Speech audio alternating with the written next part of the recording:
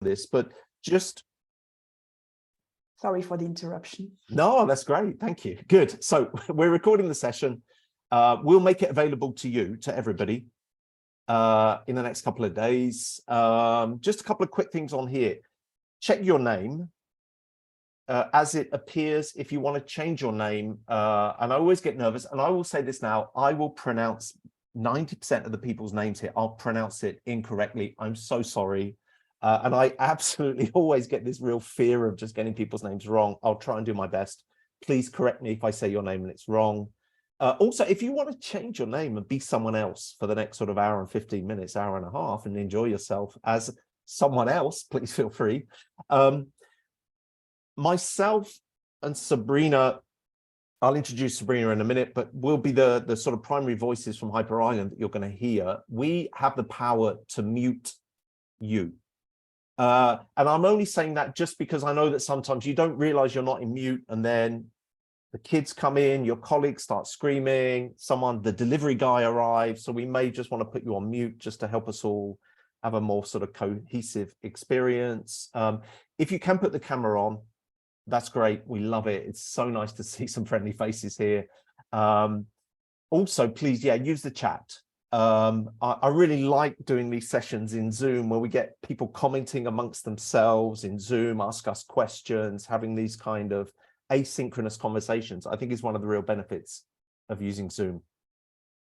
So myself and Sabrina, as I said, we're here to facilitate the session. We always say this at the start of the session.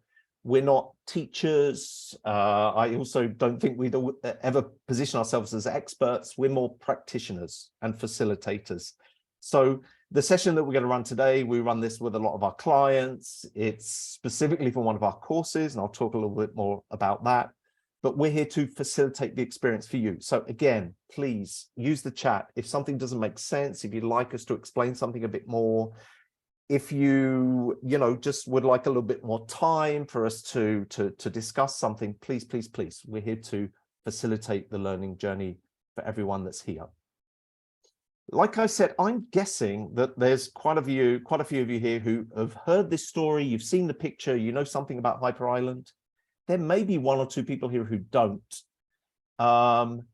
If you don't, well, Hyper Island started out in this building here, which used to be a prison. Is there anyone, someone, who was it who said they're from Sweden? Dylan? Are you a Hyper Island person? Yes, sir. Yes, yeah, I went to the data analysis program, graduated 2 weeks ago, actually, but in Stockholm, not Karlskrona. So they have let you out of the prison then, Dylan. It's fine. Well, you're not there.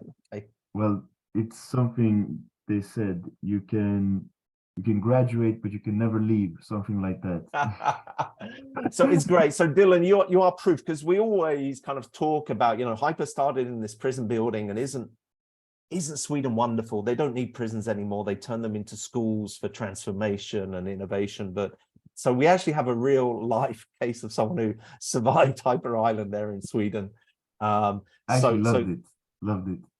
Fantastic. So as Dylan is a good example of, we have courses, we run the consultancy, business transformation programs, and I'm seeing different people here that have been with us from, courses, people that have been part of our sort of business transformation programs as well within organizations.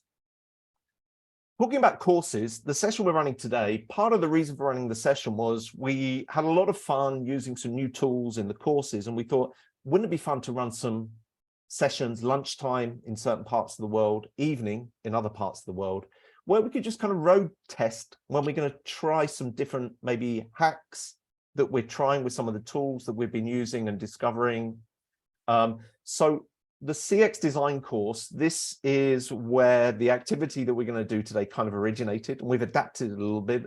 So I think we got one or two people that did the CX design course, and they said, I still want to come back. Claudia, thank you, because it was fun doing the activity, and I'd like to do it again with a different group of people. So thanks for that, Claudia. Sabrina is responsible for the school, and I should have aligned with Sabrina earlier, but Sabrina, I put this 10% discount off on here, just in case anyone wants to do the course. I'm sorry, I should have aligned with you before, but we'll put this up again at the end of the session in case anyone's interested in the course. Okay. The reason we're, for the session, why we're calling these meta sessions is one of the things that we're really focusing on this year in Hyper Island is this whole idea of the meta skills. I think we've always worked around this at Hyper Island, but we're thinking about a name to give these sessions, and we thought we'd call them meta sessions because we're going to be running these one a month. And we'll tell you a little bit more about the ones that are going to come in the forthcoming months. But basically, each one, we're going to focus on one of the courses and one of the core skills. And I think these meta skills, if you haven't heard about them, they are these kind of base skills that are, I'd almost describe them as the learn to learn skills. Okay. In this increasingly kind of complex world that we live in, where things are rapidly changing, I think these kind of baseline skills, and I put them here: creativity, rapport, adaptability, foresight, thriving through mattering. These are the ones that we're going to focus on in these meta sessions. There are more of them, and we'll follow up with you afterwards a little bit more if you're interested in understanding a little bit more about these meta skills in themselves. But today's session, the focus is really around rapport. Okay.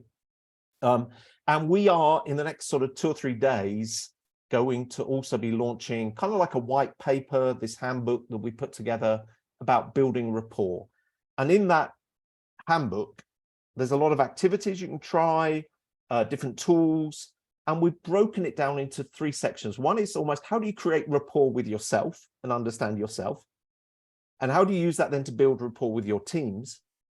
And then the third part of the booklet, the handbook, is about building rapport with your customers. Okay, and that's kind of the basis of the session that we're going to do today. Okay, Claudia. I've been having, this is actually my biggest struggle in my company right now. I'm the internal auditor, so I do the control of how my agents do what we need them to do on the phone. And building rapport is being my biggest struggle. I don't know why it took a turn after COVID. Instead of people getting more empathetic, they got less. And this building rapport, it's been a struggle for me. Will that book, this help me like guide them better? Because I've changed my guidance several times and I feel like I'm speaking some, I don't know, language that they can't understand. And I'm like, okay, I need more tools for that. So I'm going to say to everyone, we haven't planted Claudia here to sort of give that question. You know, when you go and see when you go and see the magician or the comedian and there's someone in the audience and you kind of think, oh yeah, they're paying that person to be there. Claudia, thank you. I really hope so. You're going to get this in a couple of days. And honestly, let's do a call so that you can tell me if it helps you, but hopefully it will do. Okay. So I think, and honestly, I think that, again, part of this whole meta skills thing is coming out of COVID. I think we're seeing the need for a lot of these. We all went into bubbles to a certain extent. And I think we kind of lost that practice of being human beings. And we're going to talk about that now, because I think this is part of it, is just building rapport with your customers.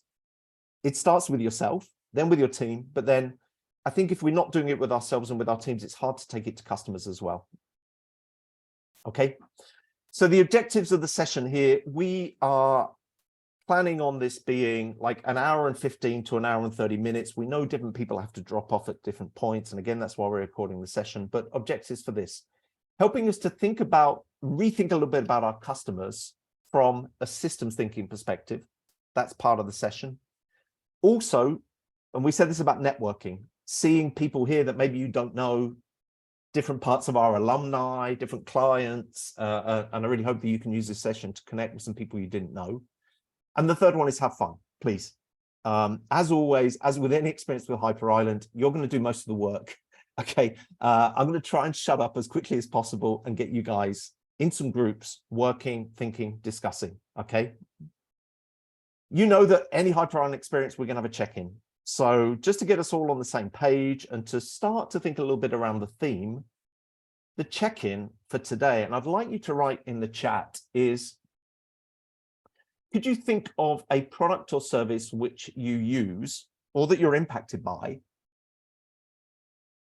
you're not paying for it. Okay, it's almost like you would not be, say, the core customer, maybe from the perspective of the company that designed or built or sold this product. And I put on the example here, my Spotify, because I realized that my 10-year-old daughter, Candy, is using my Spotify. And I didn't know about it, but suddenly realized, like, Shawn Mendes is on here. I don't think I'm listening to Shawn Mendes. Ah, Candy's using it, the Beatles. That's not me. I know you probably think, oh, this is the English guy. I don't listen to the Beatles, but for some reason, my 10-year-old daughter is a big Beatles fan. So does that help you to think? Think about you in your life. Can you think of a product that you don't buy that product, but you're impacted by it? You don't buy that product and you're not subscribing maybe to something, but actually you have some kind of use out of it, okay? And if you would like to write in the chat, my wife package of cookies, that's the first thing I saw up there, great. What's up? Google everything, okay? Instagram, Zoom, MetaMask, ChatGPT, WhatsApp, Zoom, BBC Sounds. Cool, like that one. This is great. Lots of good examples coming in here. The radio, the beverage dispenser at work. I love that one. The coffee my partner buys for us. Kai, I think there's a few jealous people in here now seeing this.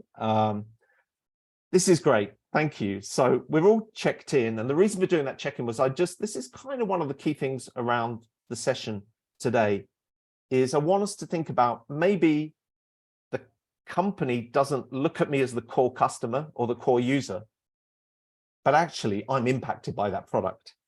And actually, if we were to kind of turn that perspective around a little bit, what could we learn if we looked at our users, our customers in different ways and thought about them a little bit differently, okay?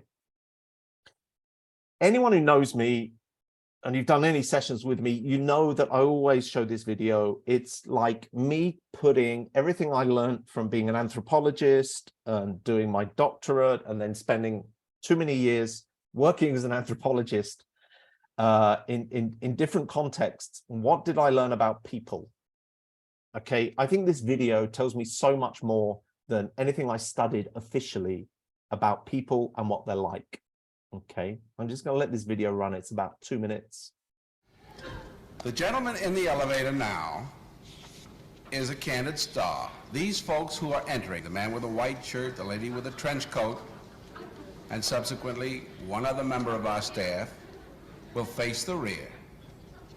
And you'll see how this man in the trench coat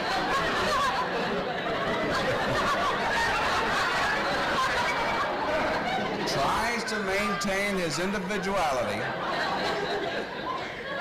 but little by little,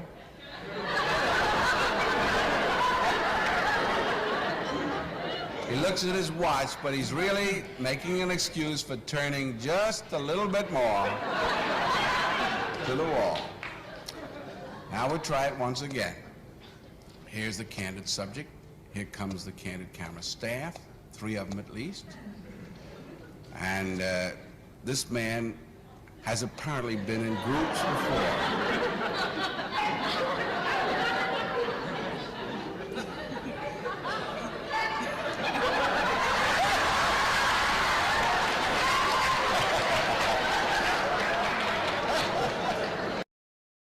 I'm going to stop it here. There's more to come after that, but I think we get the picture, yeah? That's us as human beings. We are social animals, okay? We are not individuals. We live in a social context. We may like to think that we make all these amazing rational decisions, but we kind of don't make individual rational decisions, okay? We exist in part of networks. As social beings, we do everything possible to fit in, okay? So I think that's a huge sort of context to all of this, is that a lot of our behavior as consumers is also defined by the people around us, the groups that we exist in, our networks, our tribes. But somehow when we work in our organizations, we tend to kind of think about, that's my user. And we tend to think about people more as individuals rather than thinking about networks. and looking at people as part of ecosystems. And I think it's maybe the same then when we think about products and artifacts and how a product that we use doesn't exist in isolation. I've got a little video here. Some of you may know this, this sketch. I won't say too much, but yeah, let's put this on.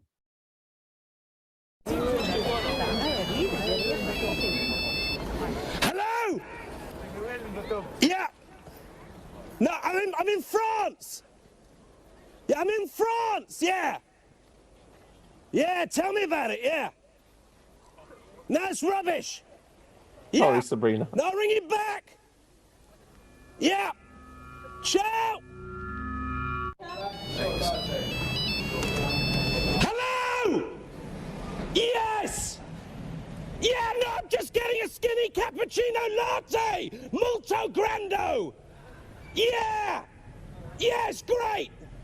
Yeah, ciao. Ciao. Again, I'm sorry, I'm going to stop it there. There's lots more of it. You'll get the deck afterwards with these links for the videos, but I guess you get the picture. You know, our products do not exist in isolation in the same way that we do not exist as individuals in isolation. These things are connected in ecosystems.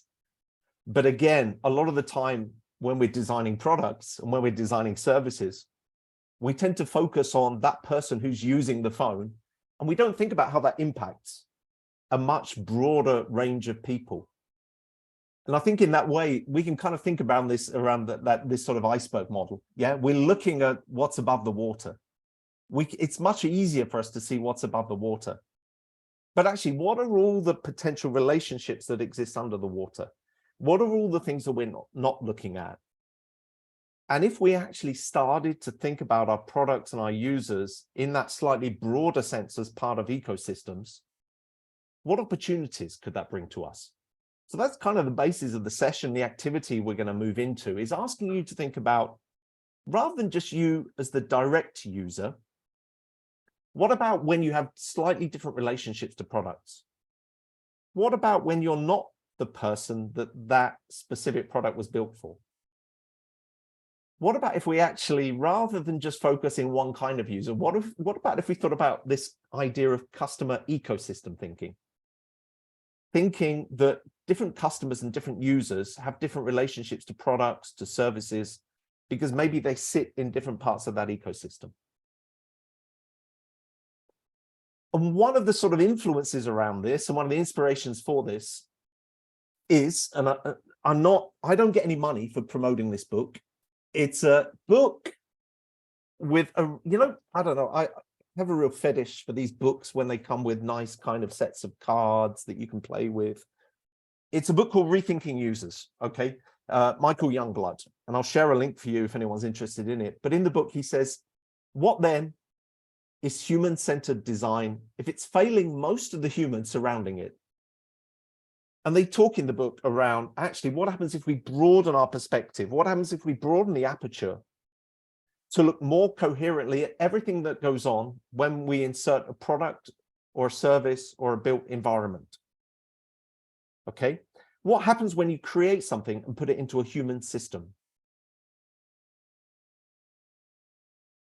And again, this is a little bit of an overview of the book, but if you're interested, we'll share the link. And Sabrina, I'm going to hand over to you. You're going to explain a little bit more about some of these kind of different kinds of user archetypes that they go through in the book. And that's a bit of a background to the activity that we're then going to do with you. Cool. Thank you, Tim. Hi, guys. Officially, I'm also sharing my screen quite quickly here. And then I'll explain a little bit how this is working. And then very soon, very fast, we'll go and move working into groups, okay? Because this is the objective of the session, not us talking during like 3 hours. No, it's really you guys like starting to use this framework and seeing how this can help you in the day-to-day. So coming from that book, they said, okay, instead of just looking to the direct user when we think about a product or a service, what about having this more like systemic overview and seeing like all the kind of user archetypes that are part of this ecosystem? So they've defined 15 different archetypes. And I will not go through all of them, of course, we don't have time for that. We've selected some of them. And I will give you some examples so that you grab, some different contexts, different products, different services, so that you can see a little bit what are these archetypes about. And then we will choose like one example, and you will go for the activity. So one of the first one is the parallel user.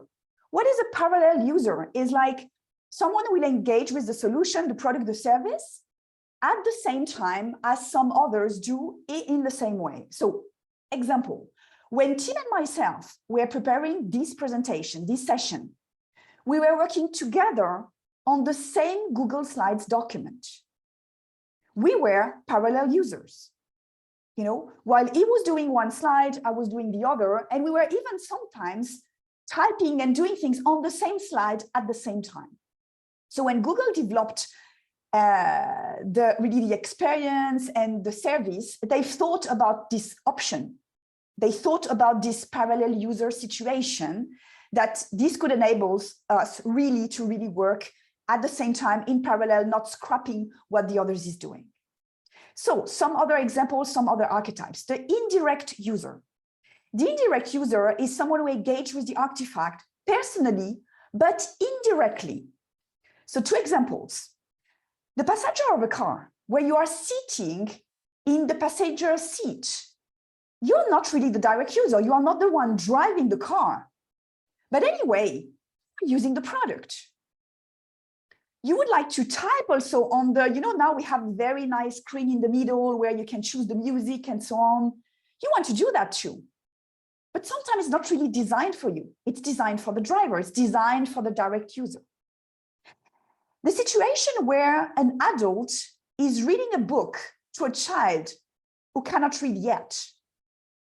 Yeah, the child is an indirect user, is listening to the story, but is not the one reading, So this is also a situation where you have a direct user, who is the adult reading, and an indirect user, which is the child listening and looking also, looking at the pictures, looking at the words, even if it's not like deciphering like all what is written, but is already having an experience with the product or with the service. Another type of archetype is the ambient user. So the ambient user is engaging or interacting with the effects of the artifact producing on his immediate environment. So example, the lovely baby toy. Has anyone kids here in the group? I mean, I'm a mother of a kid of like, now he's 13 years old, so he's a big boy. But I mean, I was very, very conscious when in toys that this would not make a crazy sound within the apartment. It was not really the preoccupation of my friends and my family, offering some very nice toys, but like very noisy, so we were putting some tape on the sound part so that it would make like less work. But this is typically an effect of the product on the environment. And you have ambient users who are kind of interacting with the toy, and most of the time suffering from the toy. Second example, it's about air conditioning. When you are working in the office, for example, you are an ambient user of the air conditioning. You are not the one deciding what is the temperature, but you are being impacted, interacting with the temperature. Another archetype here, dependent user. So the dependent user is relying on other users or stakeholders within this ecosystem to achieve their desired outcomes. They cannot engage with the artifact if another user allows them to, okay? So you need someone to allow you so that you can really interact with the product or with the service. First example is about the nightclub. The doorman is allowing you inside. So you cannot have an experience of the nightclub, enjoying the music and having some cool drinks if the guy is not letting you in. Yeah, so you are a dependent user. Second example is about healthcare.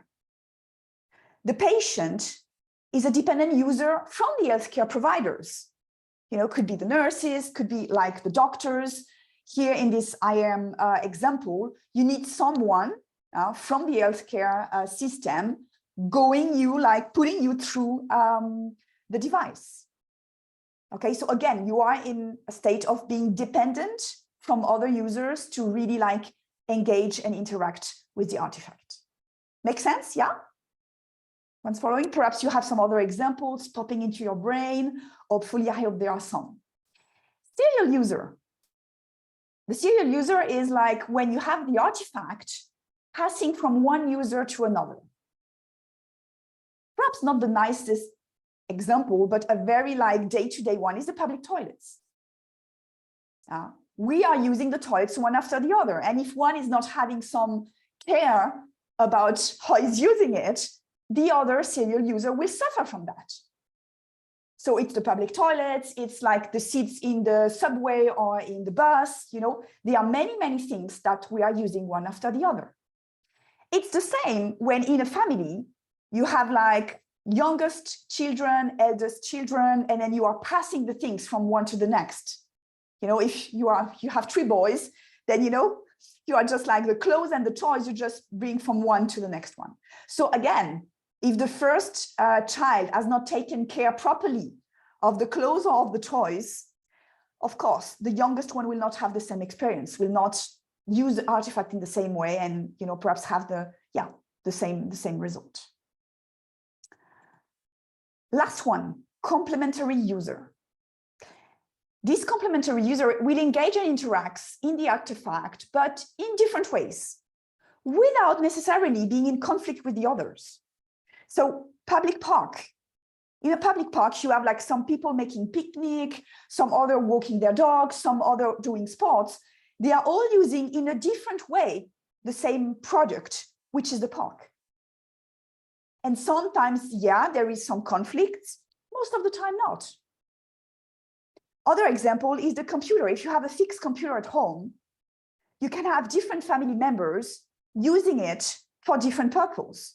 Perhaps I'm using it to work and make some presentation to you guys on Zoom. And then perhaps my child will use it to look some YouTube videos at night. Or perhaps my daughter will play some Candy Crush stuff or whatever on the screen. Okay, so different purposes, different uses, but everybody is around the same artifact, the same product, the same service. Tim, do you want to add something? Do you have something? I'm just going to quickly check with everyone. Does it make sense that, because I think the key thing around the session today is almost, I would guess that an overwhelming majority of product design and experience design, we tend to focus on the user, the direct user. We tend to, we create a persona and then we try and work for this one user. And most of the time, that means we're kind of ignoring all these other ways of understanding.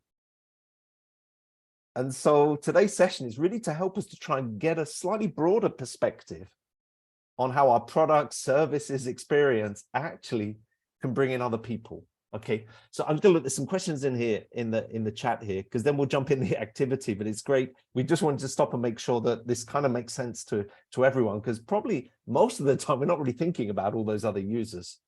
Does the public bathroom example also apply to the complementary user? I don't know if that's a comment on George Michael videos or something, but just thinking around. So yeah, absolutely, there could be people using public bathrooms. The classic for me is being in an airport and just seeing how people use bathrooms in different ways. So Kai, I don't know if that helps. Yeah, I don't know if that helps you to think about that. But a public bathroom is probably never really designed for anyone other than who's going in there to. I won't go into details of bodily functions, but it's kind of designed for a direct user more than others. And then Sebastian said, complementary user.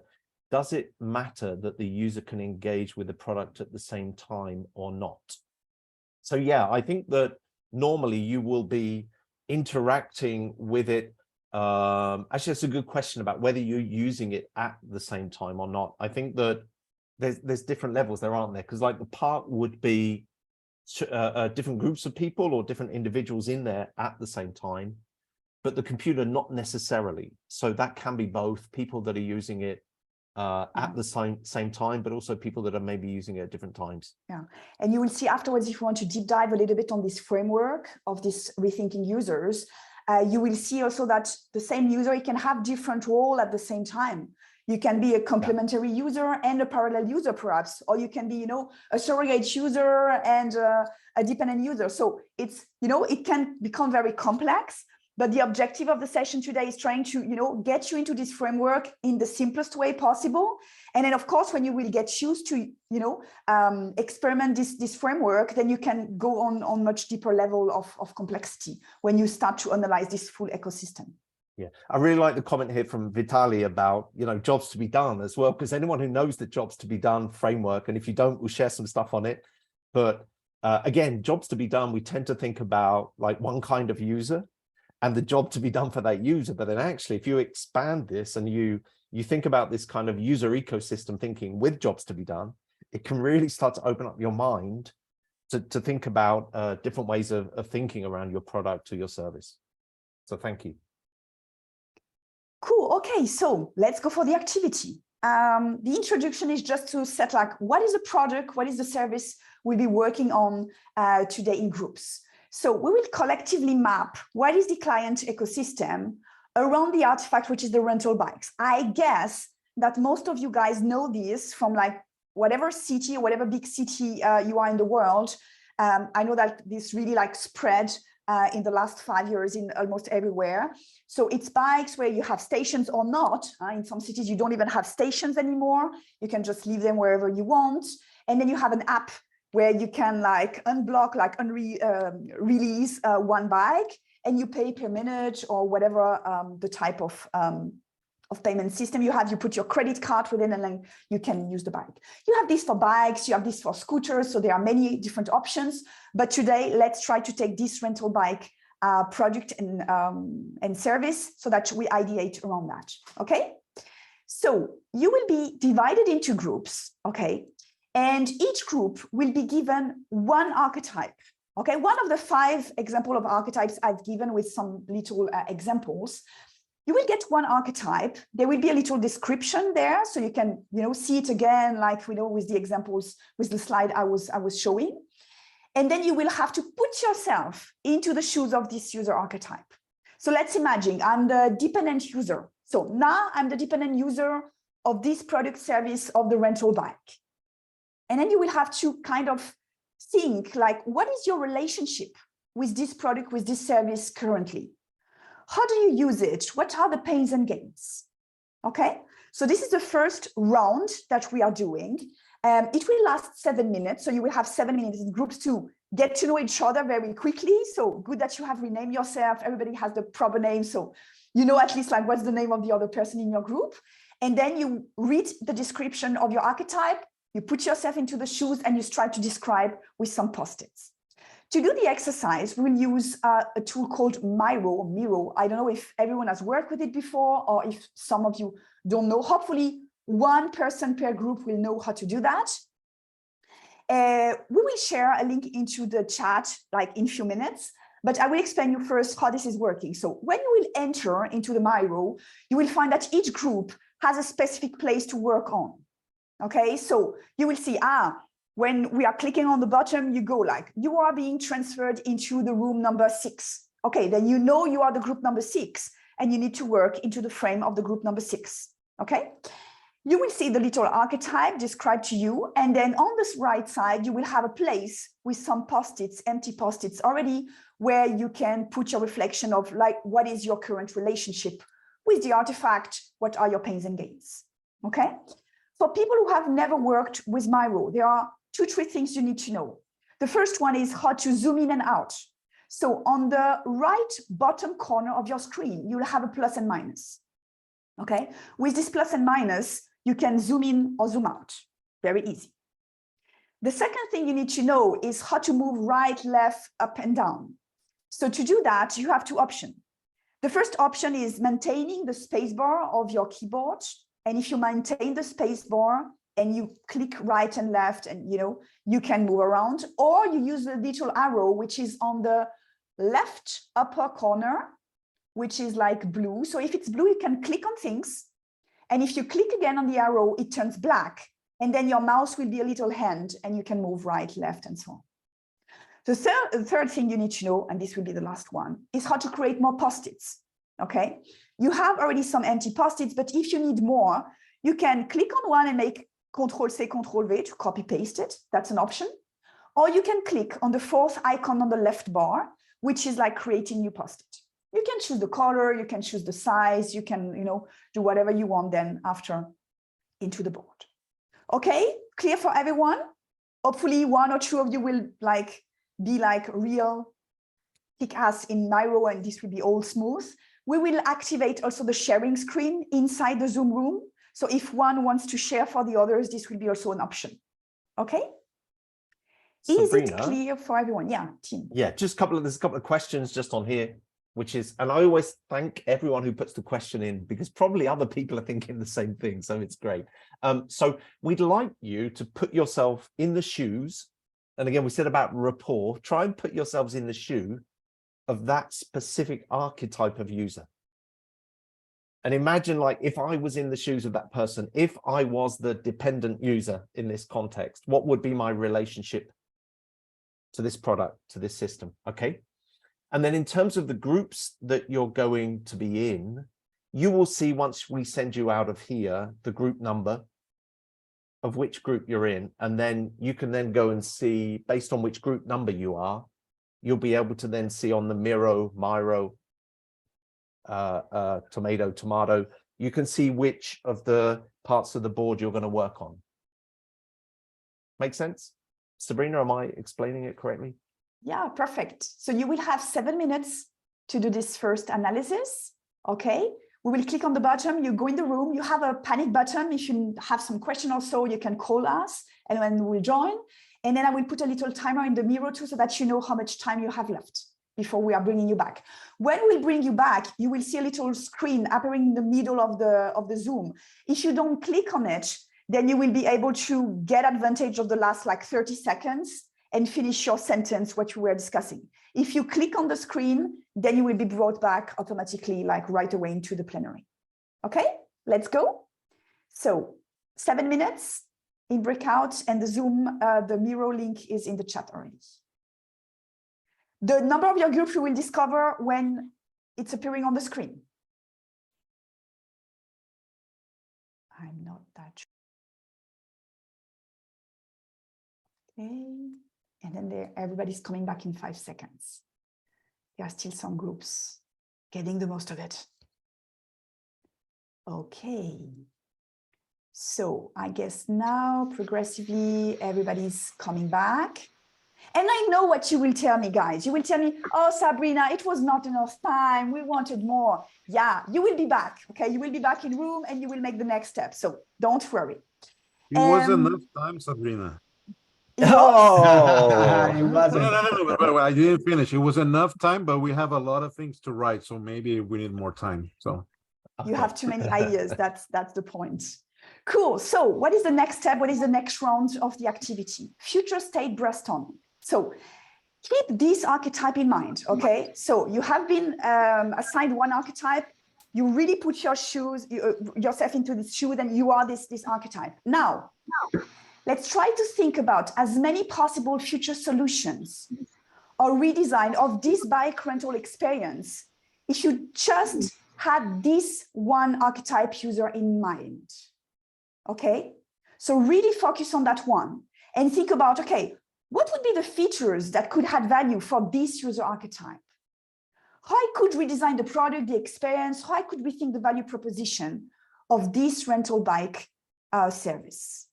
Okay, it will be quick. You will have 5 minutes. Let's try to pop up with as many solutions as possible. Okay, it's really a brainstorming moment. We don't go for quality, we go for quantity.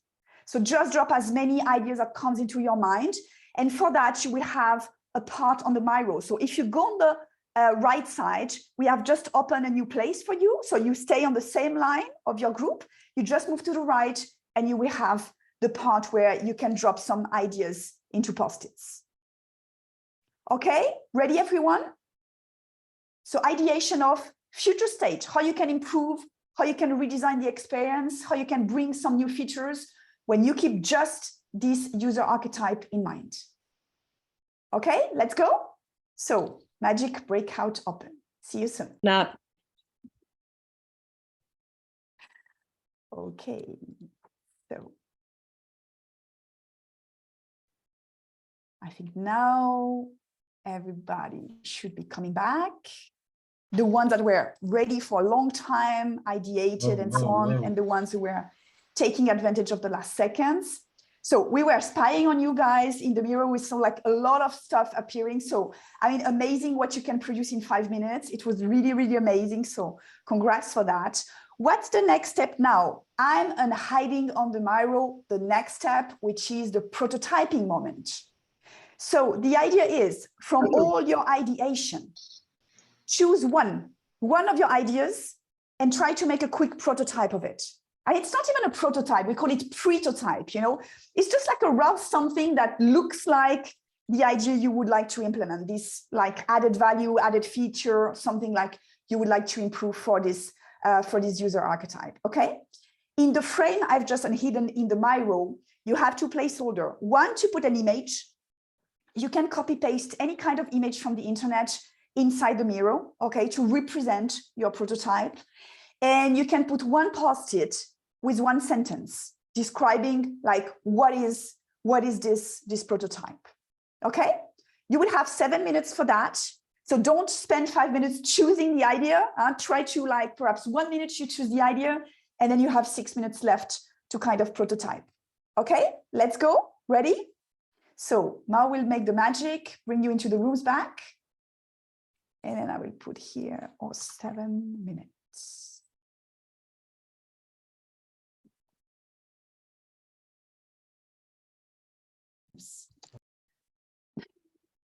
When two people click at the same time. Cool. I think now I see everybody's back. Welcome and congrats. Congrats. I couldn't paste my image. I'm sorry. That's okay. That's fine. We'll find out. You couldn't copy paste it into the Miro. That's what you say, Guy? It doesn't give me the option of paste. So Oh, really? I could also say that my dog ate my. No, I'm joking. Guy, I don't know if you can share it here within Zoom, and then I'll try and upload it for you. Ah, yeah, cool. Good And then if idea. I can't do it, I'll say that my cat ate it as well. Do you try Control V? Okay, so let's go. I will share my screen and I will just show you the Miro so that we can scroll down a little bit and see like all this amazing prototypes you've been building. So we have here one about the indirect user, a side wagon, which lets you enjoy the city with a friend or companion. Good for navigation, socializing, someone to hold your coffee. Yeah, or a dog. Is it a dog in the picture? I know it's a kid. Vision, it's not my strongest. Nice, very cool. Great for the group one. Ambient user, what was it about? Someone would like to talk, like Leah, that you are writing now? Do you want us to tell what is your prototype about? yeah, I can tell that. I just saw that the solution was described in the one line and we put in the problem. So I was trying to save that before it was our turn. But we had the ambient user and took the issue of pedestrians being bothered by the bikes parked on the street, especially because they're often quite clumsy and heavy to remove. So you had to like jump around. So we just brainstormed over different new parking systems that you can use. Oh, great. Thank you. Like, do you want to go over, under? Is it just the visuals of it so you can put it low on the ground? Yeah, we had different options. Nice. Okay, next one, dependent user. So what's it about? There is Claudia on the post-it. I cannot read it. Claudia, tell us, what is this prototype about? Okay, so I was not thinking about talking this time. So our archetype was the dependent user. It was kind of different thinking about it because we have so many dependency nowadays for just to rent a bike, like the bank, Is the app working? Is the prior user dropped the bike on the right place? Did the bank authorize the charge? So what did we think? So can I say the whole thing? Should I Yeah, say? I mean, in 30 seconds. Okay, no, so I'll stop there. But like you ideate on very like different types of dependent users, right? Yes, we had a lot of we found a lot of dependency just to use one bike. We depend on so many stages just to get to the point to actually use the bike. Cool, great. Thank you very much. Okay, serial user, we have here like move from one night stand to long-term relationship with your bike. I love the description. Like, yeah, cool. How you can like make kind of a fidelization stuff with one and the same bike. I found it was like really, really a cool one. So it's serial user in the form like I am one person and will use like many times the same bike or the same service along the time. Great, amazing. Complementary user, what do we have here? Share your time with someone you love. Send your time as a gift for someone else to ride for free. Yeah, really a cool idea too. Kind of like, now it's very like fashion to, instead of making some gift about like something, you know, offline, like an object, it's very much into like making gift about an experience of having something. So it's an amazing idea to like riding for free. Cool. I send the image. I'm sorry. I'm sorry. No, okay. don't worry.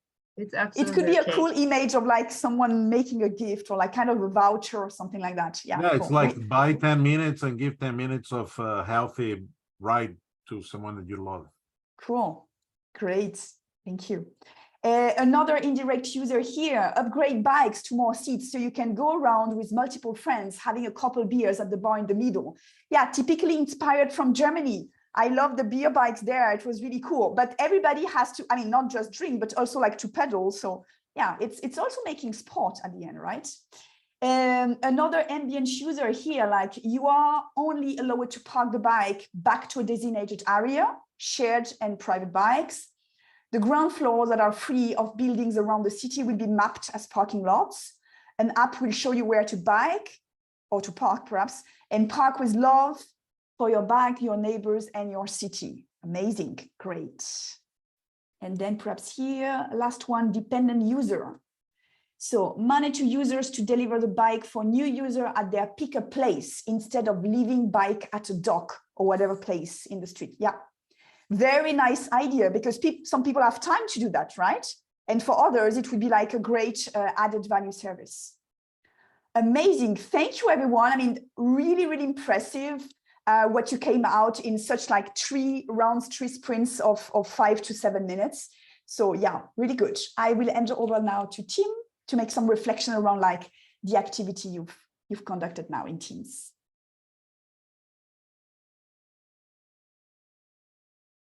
But you're on mute. The class. I'm not. Yeah, I was going to say I'm not going to do the reflection though. I'm going to let everyone do the reflection. So, please, I would love it if everyone could just stop and think, just for a couple of minutes, just like reflect a little bit on the bit of content we showed you, the activity that you've done. You know, how did it feel to do the session with us today? What did you learn, maybe about yourself and about other people here, but also about this kind of concept of the ecosystem, the user ecosystem, customer ecosystem? Are there any specific insights you take from the session? And what could you start maybe applying differently already? Okay. Should I answer you or should I reflect? So what I'm going to do, Dylan, I'm going to ask everyone if you would like to just think of one thing that you would like to share in the chat, please, and write in the chat. But I was also going to ask if anyone is courageous enough to open up the mic and would like to speak, and I'll invite you first, Dylan, as you've jumped in, thank you, to share something, please. I'd love to hear some of you as well. But I'm just thinking also if everyone would like to share something in the chat, that'll be great. I'll be brave here, Tim. So I think a good learning here, and thank you for the session, was really good. A good learning here is that generally, and I'm not even saying from a product design, I'm even saying from a sales perspective.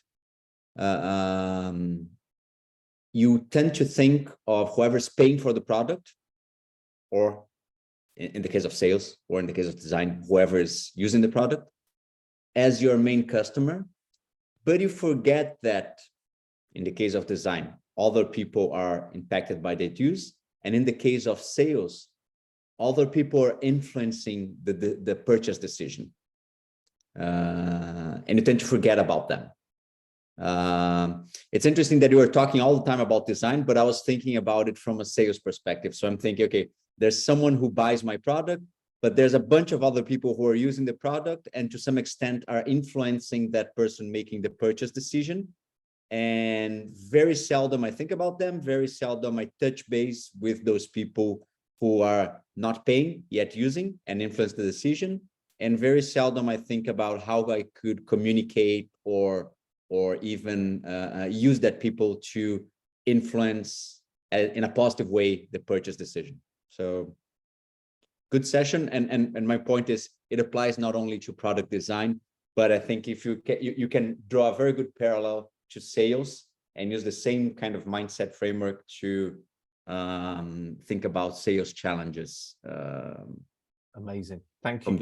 Thank you, Mauricio. So you've opened it up to me as well, because maybe we were just thinking about this from that kind of design perspective. But as you've said, you've opened up the ecosystem around who this activity is actually relevant for as well. So thank you. Totally agree. Okay, maybe one more person would like to share. And thank you. I'm reading the comments here, and I really want to encourage you to have a look at some of the other reflections that other people have put in here, because there's some really great reflections from everyone. But I don't know if there's anyone else would like to open up the mic. I can give it a shot. Go for it, Felipe. I think that there's an interesting element of it that usually when you're designing a business or a product, like you usually just think about the business itself and how to make the business successful.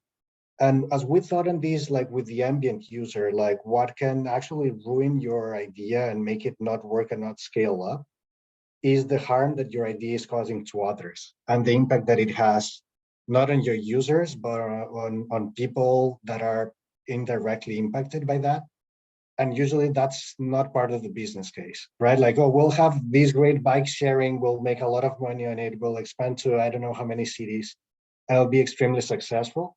And then you have like a lot of people complaining that they're not the users, but that they're being indirectly impacted by that. So it's like really having that broader customer perspective does help you like to address those challenges and to be prepared upfront when you're designing something that is completely new. Thanks, Felipe. And I think that's another part. I'm going to share my screen again here quickly. I think that's another part of this, maybe this methodology and this way of thinking is maybe it can help us to think about some of the unintended consequences of what we do when we sell, when we design. And, you know, that initial phrase around the book here, when we said about, we tend to talk around human-centric design, but what's the impact for the planet of what we do? What about the impact, not just for the user we designed for, but for other people as well? So I think, again, opening up our lens can be interesting. Just to close down here, you know, I think that this way of thinking can be interesting. Yeah, thinking about broader range of users, thinking about the consequences of what we do, maybe allowing us to be a little bit more strategic about bringing other users into the conversation when we're designing communication, marketing, the product itself. Also, I think maybe another way of thinking around this, and I'm going to show a final video just to finish up with. I saw Melissa put a comment on about maybe being more inclusive. And I've got a little video here, which is about how actually this way of thinking could allow us to maybe design in a little bit more inclusive way. And this video is actually maybe thinking around excluded users. One of the archetypes that is not in the kit here, and I love the book and, you know, go out and buy it. I don't get a percentage, but I think they've missed out on another potential archetype, which is almost the excluded user. And I think if anyone knows this case that I'm going to show here, you'll know why this is interesting. So let me just quickly run this video just to round up here. Hi, I'm Eldar, 32 years old. Although I have cerebral palsy, I do everything I can to conduct myself like everyone else. But in my own home, of all places, I'm surrounded with furniture crying out, cripple. I'd like to sit on a regular sofa without being afraid I won't be able to get up, to open a regular closet, or even to turn on a regular lamp. 1 in every 10 people in Israel is a disabled person. The IKEA design vision gave birth to the Disables Project. Smart hacks making IKEA's best-selling items accessible. The project was created in collaboration with 2 NGOs, Milbot and Access Israel, and started off in the IKEA store with a hackathon of product engineers and disabled people that enabled better understanding of their needs. In the end of the developing process, 13 new products were born, each solving a different accessibility issue, such as sofa elevating legs for easier ascending, lamp button enlargement, special handles for PAX closets, and more. The new products are presented in the world's first accessible living spaces in the IKEA stores. The new models are available for download from the project's website, disables.com, and 3D printing anywhere in the world. So that Eldar, Dina, Pavel, Inbal, Moshe, Tahel, and Liel can also feel comfortable in their own homes like everybody else. Now they should come up with products that assemble themselves.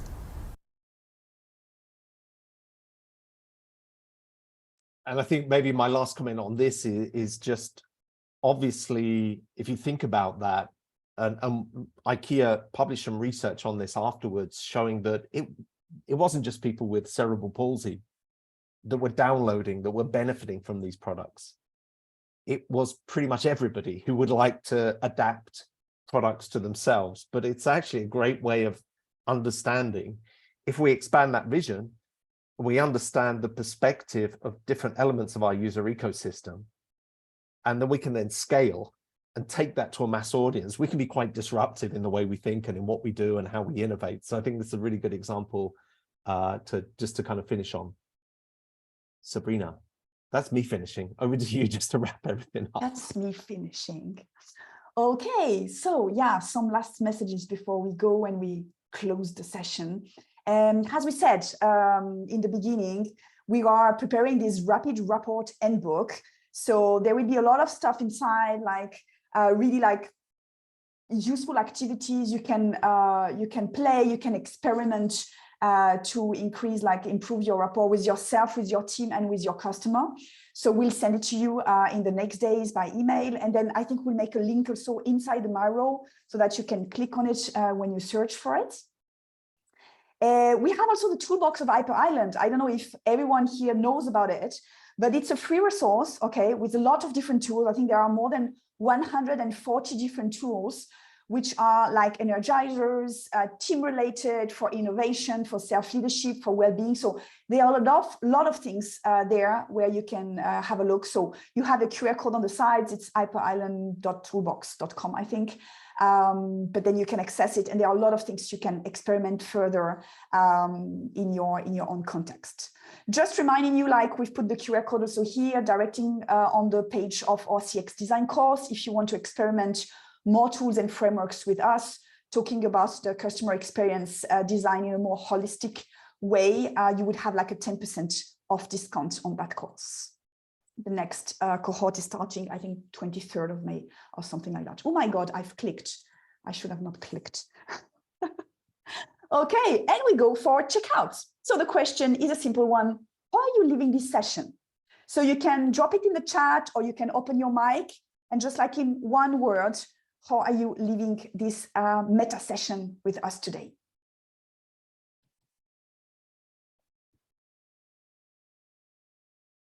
So I see like inspired from Yael, energized from Natalia, thankful, insightful, curious.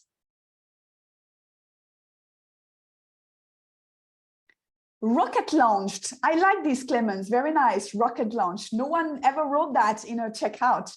Meta inspired from Guy, full of energy, from Delphine, curious, interesting, insightful, broadened view. Happy, there's always something new to learn. There's always something new to learn, and also with different people. Because, you know, Claudia experimenting with different groups, then you always come up with different ideas and different insights. So that's really cool. Happy, yeah, inspired and bit of socialized after a work from home day from Leah with another wrench, boosted creativity. Great, many thanks, guys. Thank you for your participation. Thank you for your engagement inside this activity. I think Laila wants to give a last message. Laila, tell us. Yeah, I just want to say to people who is in next New York or who is living in New York, we are gonna have next week a creative morning in person in Brooklyn, New York. So, Yale just said, no, don't feel like this. So this is our meeting next week. So if you have the opportunity to go, it would be amazing to have you there. Okay, so if someone wants to have an entry or like a seat booked for this like free creative morning, it's important to say it's free, it's nothing paid, then you can enter in contact with Laila or ourselves, and then we will book your seat in this session. Okay, many thanks. Have a good evening, good afternoon, good morning, depending on where you are in the world. Really energized after this session with you guys, and keep tuned. We will post it about the next meta sessions. Once every month, we'll do one on one and different topic about meta skills. Okay. Thank you again and have a good day still. Bye-bye. See you. Thanks, everyone. Bye. everyone. Bye, everyone. Guys. Bye.